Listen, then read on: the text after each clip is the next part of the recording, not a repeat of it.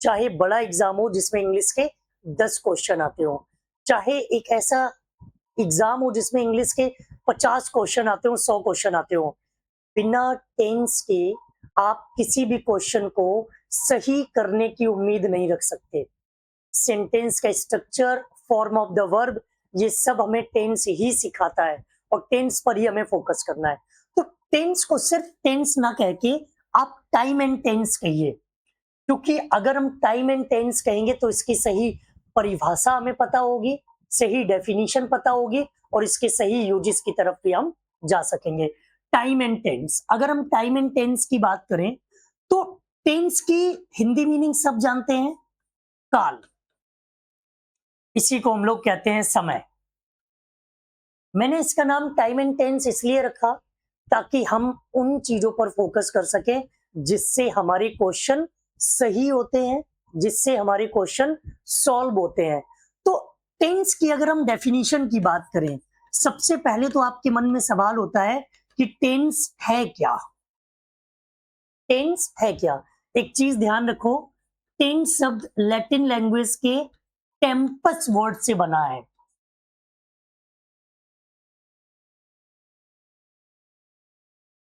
अगर हम टेंस की बात करें तो टेंस लैटिन लैंग्वेज के टेम्पस शब्द से बना है और इस टेम्पस का मीनिंग क्या होता है? इस टेम्पस का मीनिंग होता है टाइम। शुरुआत के 3-4 मिनट की क्लास में मैंने 5 से 7 बार टाइम टाइम टाइम बोल दिया। अब आप समझ गए होंगे कि इस चैप्टर में सबसे इंपॉर्टेंट क्या है, सबसे ज्यादा इंपॉर्टेंस किस चीज का है? टाइम का। तो टाइम टेंस की डेफिनेशन सीधी सी ऐसी है, an action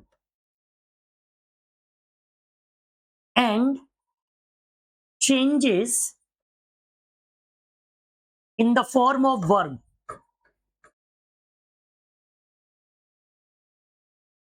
according to the time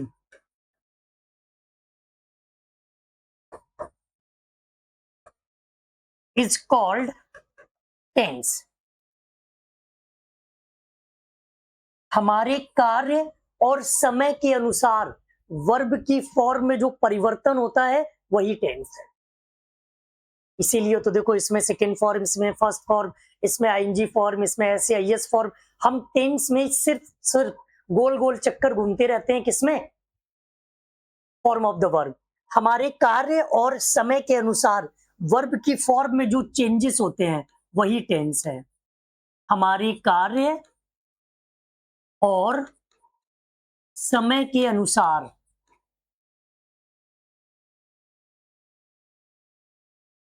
verb की फॉर्म में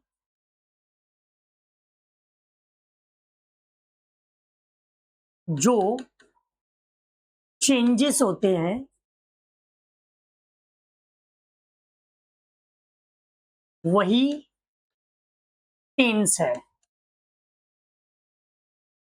तो इसमें सबसे ज्यादा 2 चीजें मैटर करती हैं, एक है टाइम, टाइम एक्सप्रेसिंग वर्ड जिसे हम कहेंगे, जैसे यस्टरडे है, टुडे है, टुमारो है। अगर टुडे आ गया तो टेंस फिक्स है, अगर नाउ आ गया तो टेंस फिक्स है, अगर यस्टरडे आ गया तो टेंस फिक्स है, अगर टुमारो आ गया तो टेंस फिक्स है, अगर फाइनली आ गया तो टेंस फिक्स है, अगर एवरीडे आ गया तो टेंस फिक्स है। ये सभी चीजें क्या है? ये सभी चीजें टाइम एक्सप्रेसिंग वर्ड में। हम हर टेंस के साथ में इस तरह के टाइम एक्सप्रेसिंग वर्ड्स को ध्यान रखेंगे। याद रहे, एग्जाम्स में जब भी कोई क्वेश्चन पूछा जाता है, चाहे वो फिल इन द ब्लैंक्स में हो, चाहे वो एरर डिटेक्शन में हो, चाहे वो सेंटेंस इंप्रूवमेंट में हो, क्वेश्चन सॉल्व करने के लिए टाइम एक्सप्रेसिंग वर्ड आपकी हेल्प करते हैं। अगर आपने टाइम एक्सप्रेसिंग वर्ड पर फोकस नहीं किया तो क्वेश्चन गलत हो जाएगा, क्योंकि पहले हमारे दिमाग में टाइम एक्सप्रेसिंग वर्ड आना चाहिए, उसके बाद में जो जरूरी चीज है वो है form of the verb. Verb की कौन सी फॉर्म किसमें यूज होगा? फर्स्ट फॉर्म यूज होगी, सेकेंड फॉर्म यूज होगी, थर्ड फॉर्म यूज होगी, आईएनजी फॉर्म यूज होगी, ये सब आपको ध्यान रखना है। सिर्फ दो चीजें, एक फॉर्म ऑफ द वर्ब और दूसरा टाइम एक्सप्रेसिंग वर्ड। इन दो चीजों पर अगर आपने फोकस कर लिया तो दुनिया के किसी भी क्वेश्चन को, अगर वो टेंस का क्वेश्चन है, तो कभी गलत नहीं होगा, नहीं होगा, नहीं होगा, नहीं होगा। ठीक है, अब ये सब लोग जानते हैं कि हम टेंस को 3 पार्ट्स में डिवाइड करते हैं, प्रेजेंट, पास्ट और फ्यूचर। सच्चाई अगर देखी जाए तो सही मायने में जो एग्जिस्टेंस है, जो वर्चस्व है, वो दो ही टेंस का है, प्रेजेंट और पास्ट। फ्यूचर पूरी तरह से इमेजिन पर डिपेंड करता है, ये पूरी तरह से इमेजिनरी होता है। इमेजिनरी मतलब काल्पनिक, कल क्या होगा किसी को नहीं पता, और फ्यूचर में हम कल की ही बात करते हैं। कल की सारी बातें इमेजिनरी हैं, कल की सारी बातें काल्पनिक हैं, लेकिन हमारे सिलेबस में फ्यूचर टेंस भी होता है, तो इसको भी हम पढ़ेंगे। और आपने एक चीज देखी होगी, फ्यूचर टेंस कभी अकेला नहीं आता है, जोड़ी में आता है, कंडीशनल सेंटेंस में आता है। तो फ्यूचर टेंस से रिलेटेड सिर्फ इतनी बात याद रखो कि फ्यूचर टेंस इमेजिनरी होता है, पास्ट जो गुजर गया, प्रेजेंट जो चल रहा है, फ्यूचर जो आने वाला है। और फ्यूचर को इमेजिनरी क्यों बोलते हैं? फ्यूचर को इमेजिनरी इसलिए बोलते हैं क्योंकि जीवन में जो आने वाला है उसका किसी को कुछ पता नहीं है, किसी को कुछ नहीं पता कि ये होगा या नहीं होगा, इसीलिए इसको हम काल्पनिक बोलते हैं, इसीलिए इसको हम इमेजिनरी बोलते हैं। ठीक है, अब जब हम प्रेजेंट में जाते हैं तो सभी टेंसेस के अपने चार चार पार्ट हैं। सबसे पहले बात करते हैं प्रेजेंट टेंस की, जिसमें चार टेंस होंगे। प्रेजेंट इंडेफिनिट जो टेंस का बाप है,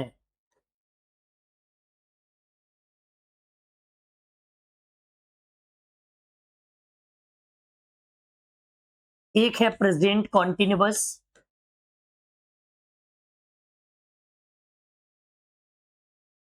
एक है आपका प्रेजेंट परफेक्ट,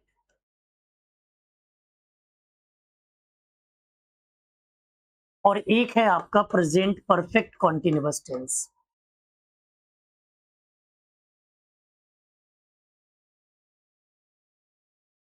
ये आपके चार टेंस आते हैं।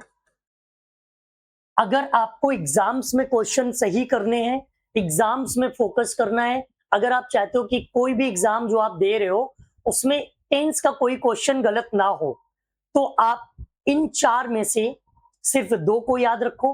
टोटल चार टेंस ऐसे होते हैं जिनके क्वेश्चन पूछे जाते हैं, जिसमें आपका एक तो यही है प्रेजेंट इंडेफिनिट टेंस, एक प्रेजेंट परफेक्ट टेंस, इससे सिंस और फॉर के क्वेश्चन पूछे जाते हैं, और एक पास्ट इंडेफिनिट। बस यही टेंस है जो जरूरी है, बाकी कोई भी इतना जरूरी नहीं है। सबसे पहले लिखेंगे प्रेजेंट इंडेफिनिट टेंस, इसे हम सिंपल प्रेजेंट टेंस भी बोलते हैं, या तो हम इसको सिंपल प्रेजेंट टेंस बोले, या फिर हम इसको बोल सकते हैं प्रेजेंट इंडेफिनिट टेंस।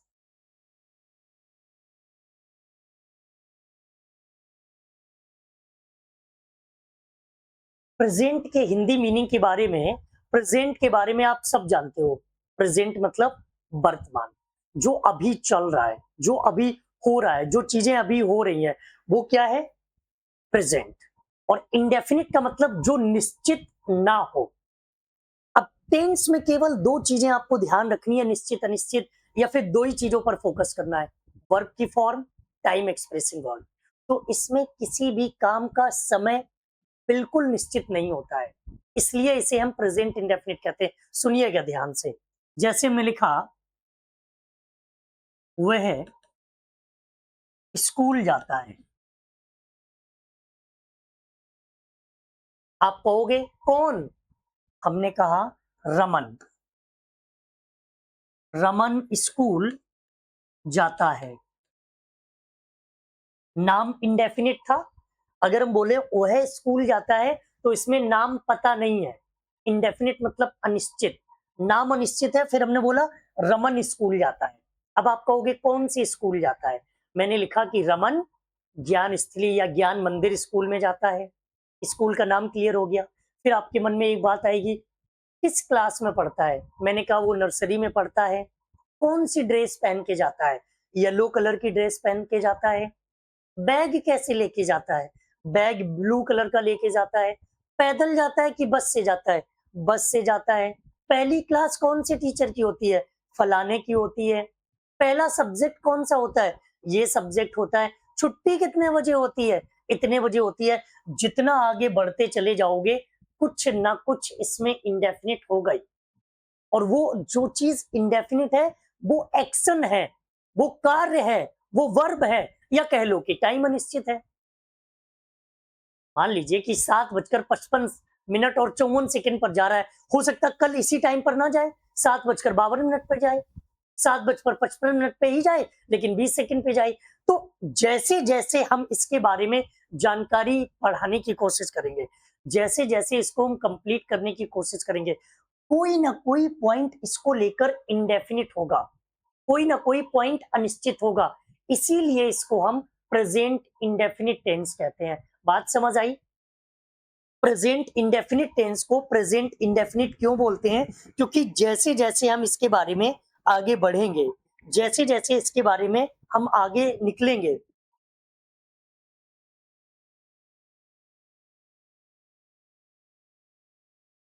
हमारे दिमाग में सवाल बढ़ते चले जाएंगे।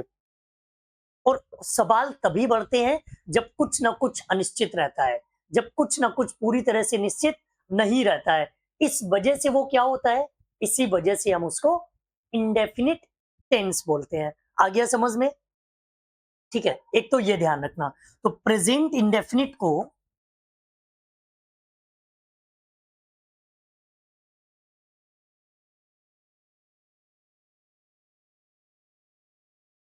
इसलिए इंडेफिनिट कहा जाता है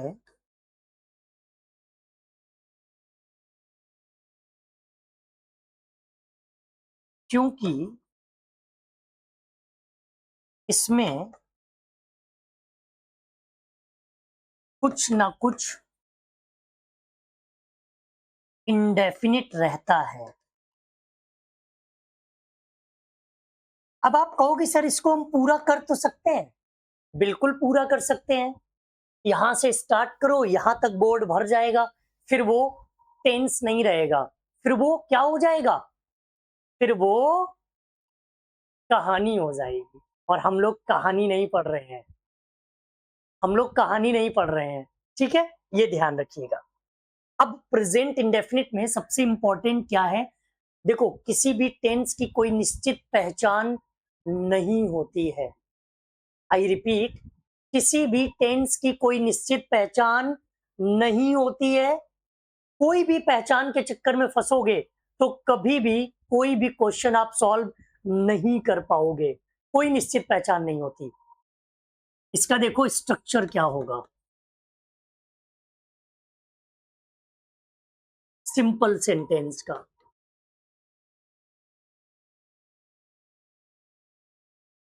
सिंपल सेंटेंस में आप सब जानते हो कि सबसे पहले सब्जेक्ट होगा, फिर आपकी वर्ब आएगी। जरूरी नहीं हर सेंटेंस में ऑब्जेक्ट हो, होगा तो ठीक है, नहीं होगा तो ठीक है।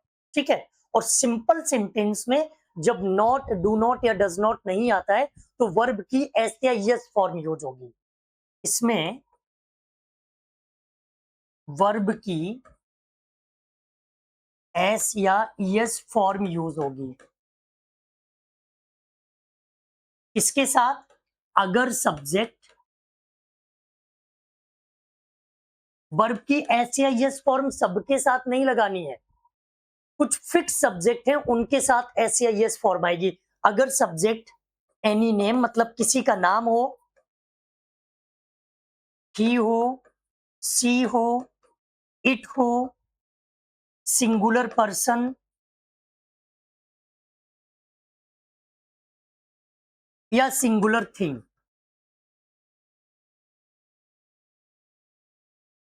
अगर आपको लगता है कि किसी भी सेंटेंस में किसी का नाम सब्जेक्ट है, ही सब्जेक्ट है, सी सब्जेक्ट है, इट सब्जेक्ट है, कोई सिंगुलर व्यक्ति है, कोई सिंगुलर थिंग है, तब हम सिर्फ एस या यस का यूज करेंगे।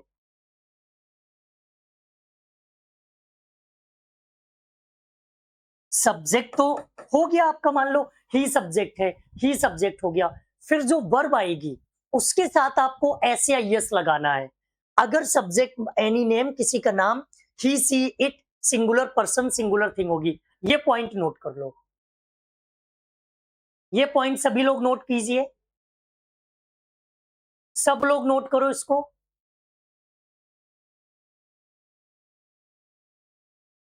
अभी तक कुछ लिखना ही नहीं था मैंने। मैं आपको रोज बोलता हूं कि जो चीज लिखने लायक होगी उसमें मैं आपको टाइम दे दूंगा, अब लिखो। इससे पहले कुछ लिखने लायक था ही नहीं, अब लिखने लायक है तो अब इसको लिखो। जब हम समझा रहे हो तो सिर्फ समझो, जब हम समझा रहे हो तो सिर्फ समझो। जब हम लिखने के लिए बोले तब लिखो। जब हम समझा रहे हैं तभी लिखने लग जाओगे तो समझोगे कब? अब लिखो, लिख के बताओ फिर जल्दी से, आगे बढ़ते हैं।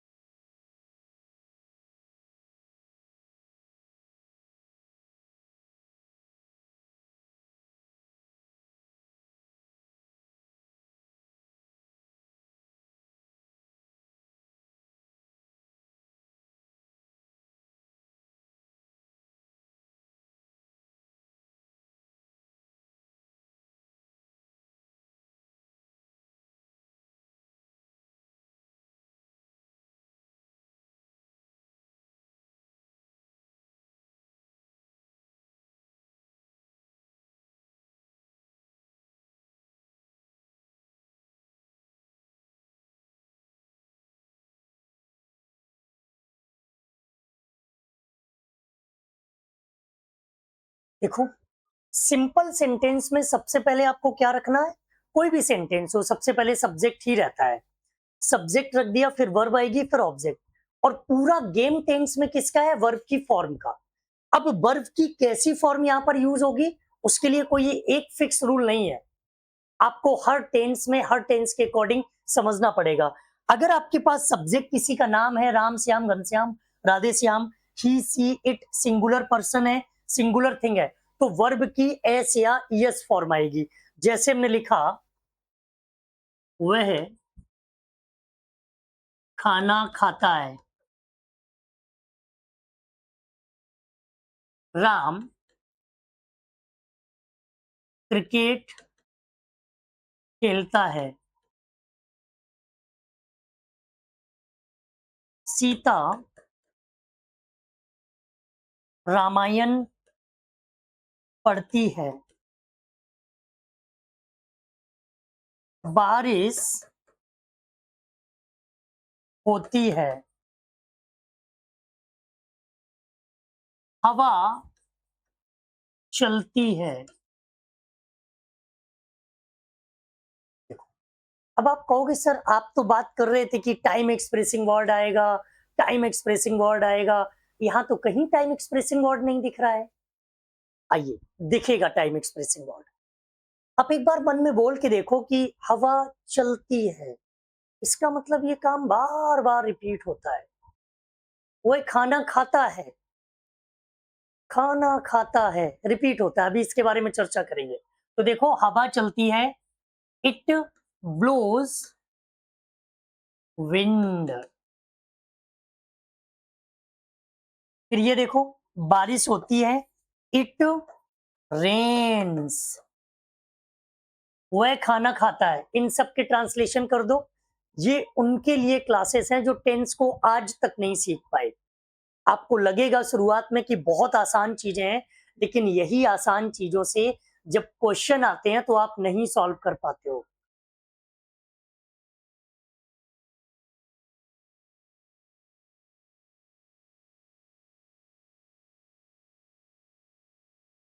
जब इन्हीं छोटी छोटी चीजों से क्वेश्चन आते हैं तो आपसे सॉल्व नहीं होते हैं, ध्यान दीजिए।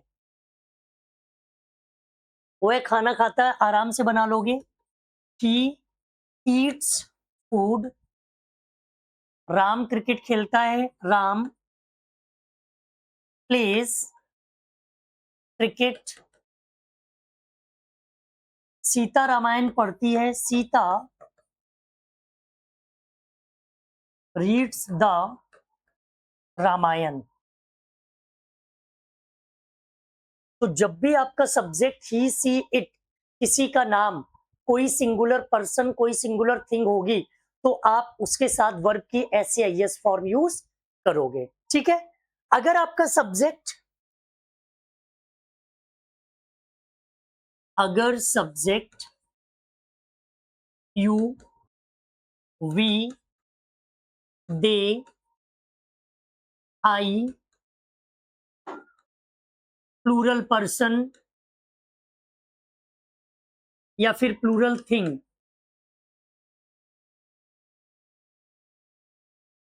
हो, तब एस या यस फॉर्म नहीं, बल्कि बेस फॉर्म। बेस फॉर्म मतलब फर्स्ट फॉर्म आएगा। या तो आप उसको बेस फॉर्म बोलो या फिर आप उसको क्या बोलेंगे, फर्स्ट फॉर्म। जैसे प्ले, ये आपकी बेस फॉर्म है। जैसे रीड, ये आपकी बेस फॉर्म है। जैसे गो, बेस फॉर्म है। कम, बेस फॉर्म है।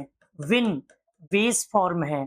लाफ, बेस फॉर्म है। बीप, बेस फॉर्म है। स्लीप, बेस फॉर्म है। ये सभी क्या है, या तो आप इनको बेस फॉर्म बोलो या फिर आप इनको वर्ब की फर्स्ट फॉर्म बोलो। तो अगर आपका सब्जेक्ट यू है, सब्जेक्ट वी है, सब्जेक्ट दे है, तब ऐसे आईएस फॉर्म नहीं आएगी, तब वेस फॉर्म आएगी। और वेस फॉर्म को ही हम वर्ब की फर्स्ट फॉर्म बोलते हैं। ये पॉइंट भी नोट कर लो, सभी लोग इस पॉइंट को नोट कीजिए।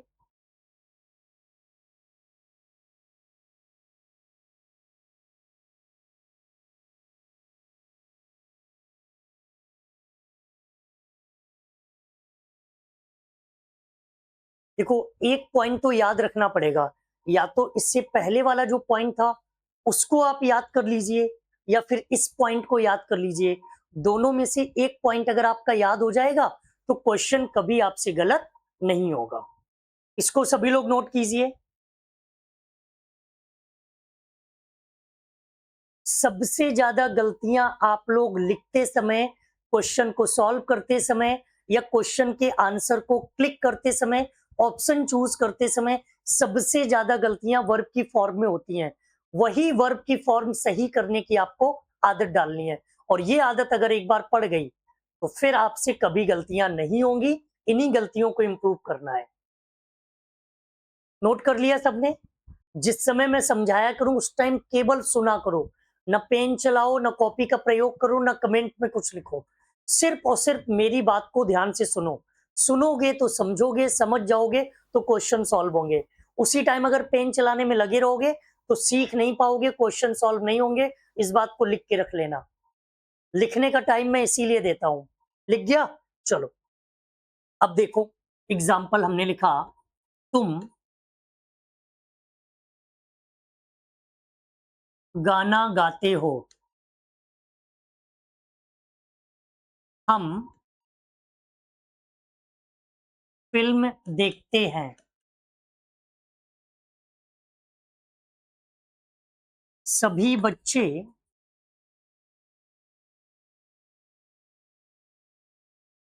शोर मचाते हैं।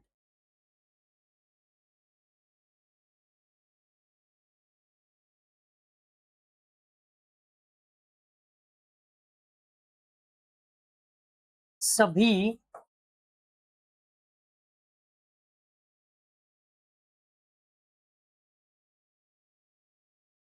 खिलाड़ी दौड़ते हैं। अब इसमें ऐसे या यस फॉर्म का यूज नहीं करना है। क्यों? क्योंकि इसमें सब्जेक्ट ही, सी, इट, किसी का नाम नहीं है। तो तुम गाना गाते हो, you sing a song, you sing a song. फिर हम फिल्म देखते हैं, वी वॉच अ मूवी या फिल्म, जो भी आप लिखना चाहो। सभी बच्चे शोर मचाते हैं। All children make a noise. सभी खिलाड़ी दौड़ते हैं। All players run. अभी मैं सिर्फ आपको बता रहा हूं, फिर जब आप सीख जाओगे तब आपसे भी हम ट्रांसलेशन पूछेंगे। अभी पूछ नहीं रहे हैं, सिर्फ हम आपको ट्रांसलेशन करना बता रहे हैं। जहां भी एस लगेगा और जहां एस नहीं लगेगा, इन पॉइंट्स को बहुत अच्छे से ध्यान रखना, क्योंकि आप इस बात को अभी मानो या ना मानो, जब एग्जाम्स में आप बैठते हो, फिल इन द ब्लैंक्स वाले क्वेश्चन या एरर डिटेक्शन वाले या सेंटेंस इंप्रूवमेंट वाले आते हैं, तो इसी तरह के क्वेश्चंस पूछे जाते हैं और वही गलत भी होते हैं।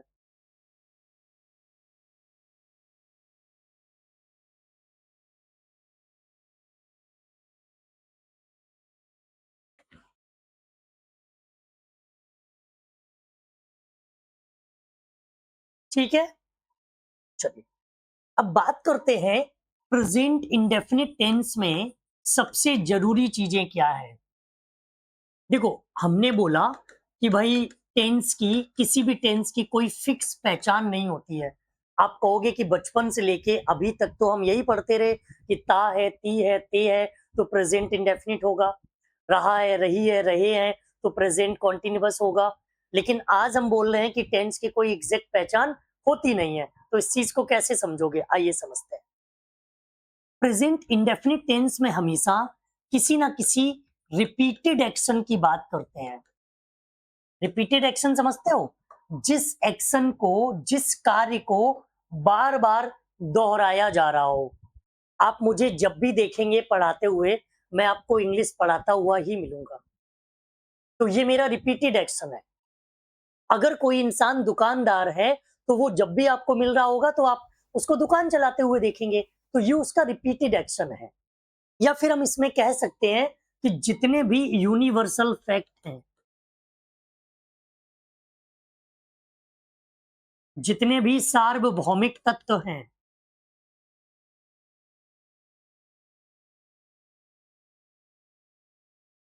जितने भी यूनिवर्सल फैक्ट हैं, जितने भी सार्वभौमिक सत्य हैं, सूर्य का निकलना, तारों का चमकना, चंद्रमा का निकलना, हवा का चलना, आंधी आना, बारिश होना, बिजली का चमकना, ये सब क्या है?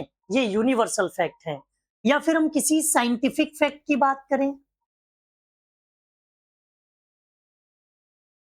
साइंटिफिक फैक्ट मतलब वैज्ञानिक तथ्य। कोई भी अगर वैज्ञानिक तथ्य है तो उसके साथ भी हम प्रेजेंट इंडेफिनिट टेंस यूज करेंगे। पानी का उबलना, पानी का जमना, गैस का रिसाव होना, हाइड्रोजन और ऑक्सीजन को मिलाकर पानी का बनाना, ये सब वैज्ञानिक तथ्य हैं। जितने भी यूनिवर्सल फैक्ट, जितने भी साइंटिफिक फैक्ट और जितने भी मैथमेटिकल फैक्ट,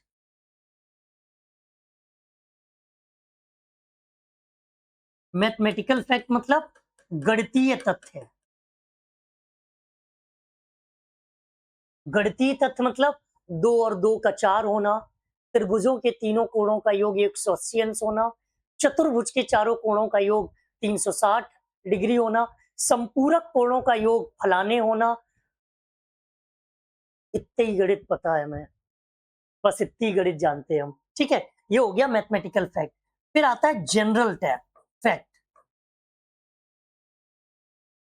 सामान्य तथ्य। सामान्य तथ्य में क्या है? सामान्य तथ्य में यही आपकी सारी चीजें हैं।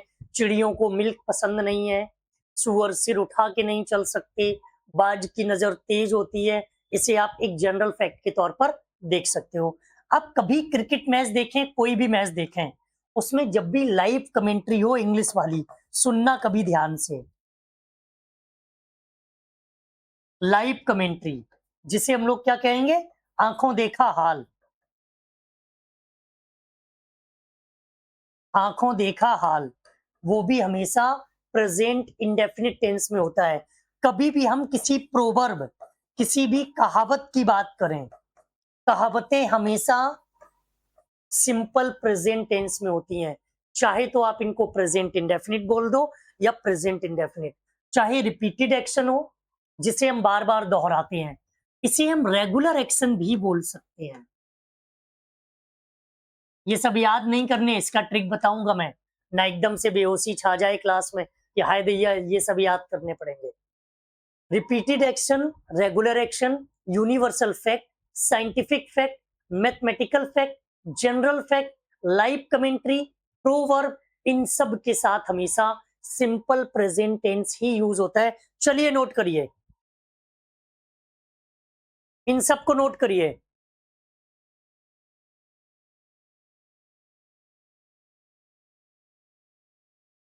सभी लोग इनको नोट करो, फिर आगे बढ़ते हैं। देखो, ये जीवन की एक ऐसी स्टेज है जहां पर अगर आप टेंस को नहीं सीख पाए तो फिर आगे इतना मौके नहीं मिलेंगे जीवन में। जिस उम्र में आप लोग हो, जिस स्टेज में आप लोग हो, आप सब लोग इस बात को भली भांति जानते हो कि अभी नहीं सीख पाए तो शायद दोबारा मौका जीवन में मिले ना मिले, क्योंकि धीरे धीरे जिम्मेदारियां आप सबकी बढ़ती चली जा रही हैं और इस वैकेंसी में एक सीट पक्की करने के लिए पूरी जान लगा देनी है, पूरी ताकत झोंक देनी है। दुनिया में आज तक कोई तैयारी करते हुए मरा नहीं है, तो ऐसी तैयारी करनी है, ऐसी तैयारी करनी कि टॉपर बन जाओ। टॉपर बनने वाली अप्रोच रखनी है। सब लोग लिख के मुझे बताओ, फिर आगे बढ़े। और समझ आ रहा है ना टेंस? जीवन में अगर कोई भी चैप्टर ना सीख पाओ इंग्लिश लैंग्वेज में, टेंस जरूर सीख लेना। जब आपके छोटे छोटे बच्चे होंगे तब वो आपसे टेंस ही ज्यादा पूछेंगे, तब आप फिर इधर उधर कोना ढूंढोगे छुपने के लिए। तो बच्चों के सामने ऐसी सिचुएशन ना हो, इसलिए थोड़े बहुत तो टेंस सीख ही लो।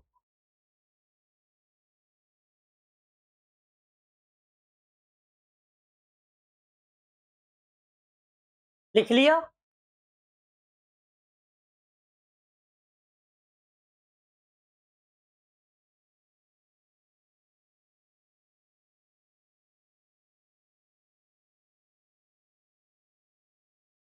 ठीक है, चलो अब देखो, सबसे इंपॉर्टेंट चीज और भी है, फिर एग्जाम्पल पर चलते हैं।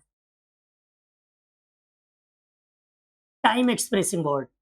हर टेंस के अपने फिक्स टाइम एक्सप्रेसिंग वर्ड्स हैं। आपको सभी टाइम एक्सप्रेसिंग वर्ड याद नहीं रखने हैं, आपको सारे टाइम एक्सप्रेसिंग वर्ड याद नहीं रखने हैं, लेकिन जो इंग्लिश में जरूरी है वो आपको याद रखने हैं।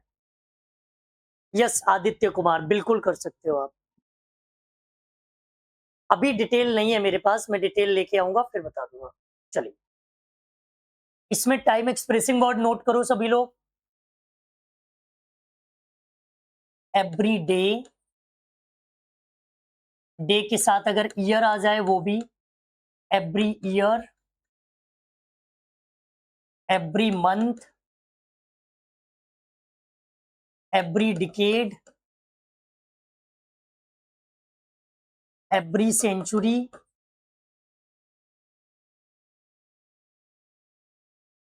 एवरी वीक,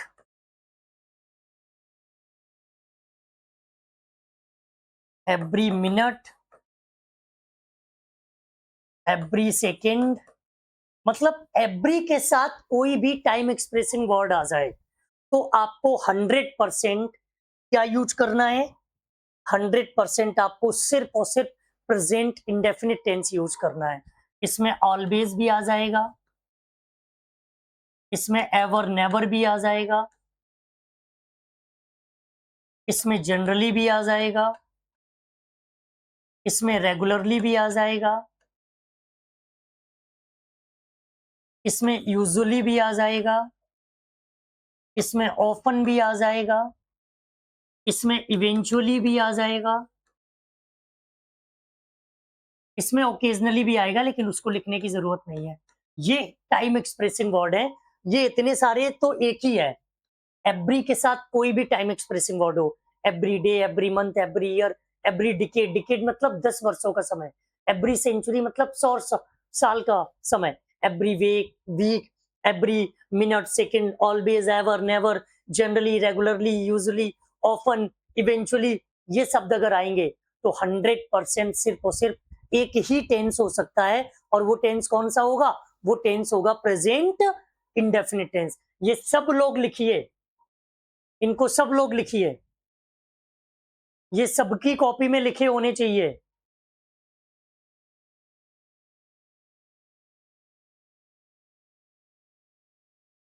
टेंस की एकदम क्रांतिकारी शुरुआत है। प्रेजेंट इंडेफिनिट अगर मजबूत हो गया ना, तो बाकी चैप्टर्स आपके अपने आप मजबूत हो जाएंगे।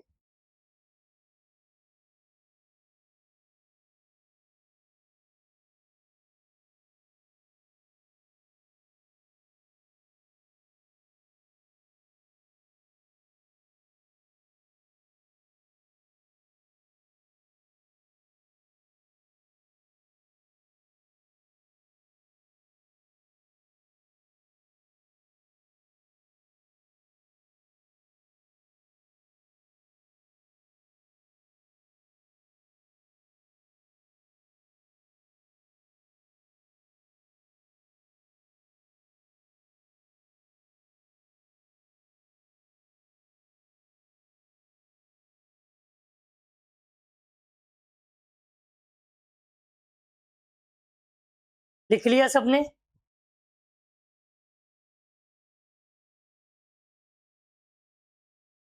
ठीक है, चलिए। ये दो चीजें आपको ध्यान रखनी थी कि सिंपल सेंटेंस में कब ऐसे आईएस आएगा और कब ऐसे आईएस नहीं आएगा। अब इनमें से देखो, एक एक एग्जांपल उठाओ। जैसे हमने लिखा 2 और 2 4 होते हैं। चलो ट्रांसलेशन करो, ट्रांसलेशन कीजिए। सूर्य पूर्व में निकलता है। चलो ट्रांसलेशन कीजिए।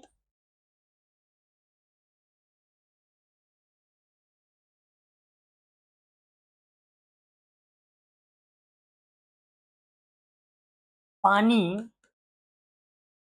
100 डिग्री सेल्सियस पर उबलता है।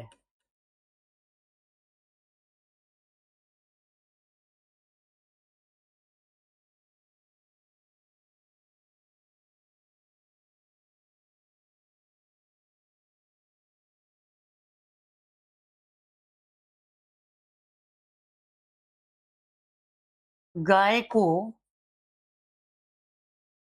घास पसंद है।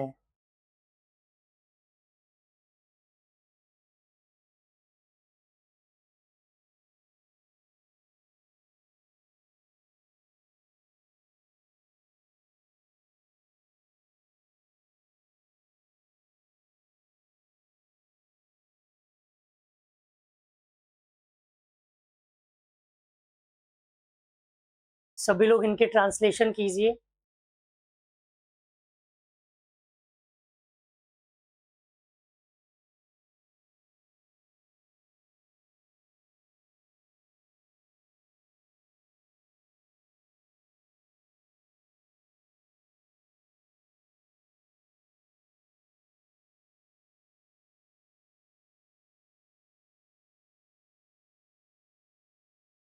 ओ फेवरेट्स ग्रास, अरे वाह, गजब टेंस बनाए हैं। देखो, 2 और 2 4 होते हैं।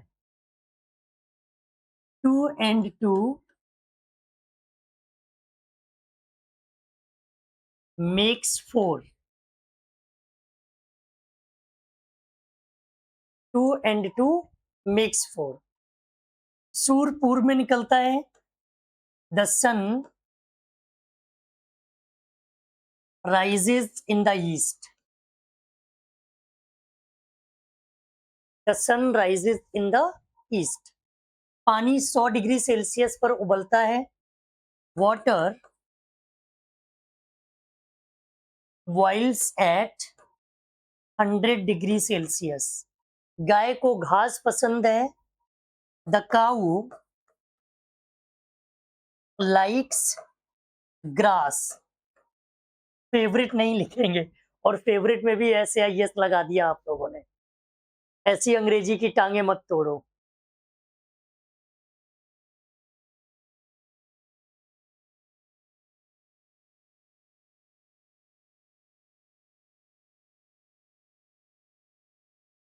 देख लो और मैच कर लीजिए। देखिए, टेंस को अगर मजबूत करना है, अगर आप चाहते हो कि टेंस मजबूत हो, अगर आप चाहते हो कि टेंस के क्वेश्चंस आपसे गलत ना हो, तो आपको प्रेजेंट इंडेफिनिट टेंस मजबूत करना होगा।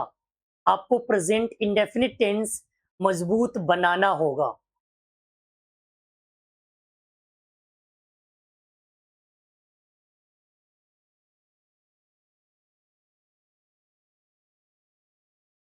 ठीक है, छोटी मोटी अभी गलतियां होंगी, होने दीजिए।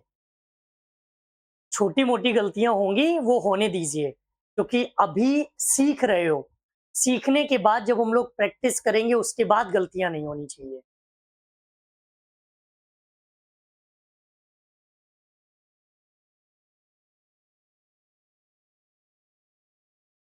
डन, यहां तक सारे पॉइंट्स क्लियर हैं, और मेरे हिसाब से आज के लिए इतना काफी है। आज के लिए इतना काफी है। किसी के मन में कोई डाउट, कोई समस्या हो, तो आप बताइए।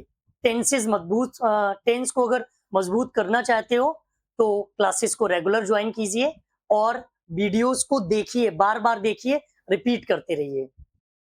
आप सभी का धन्यवाद।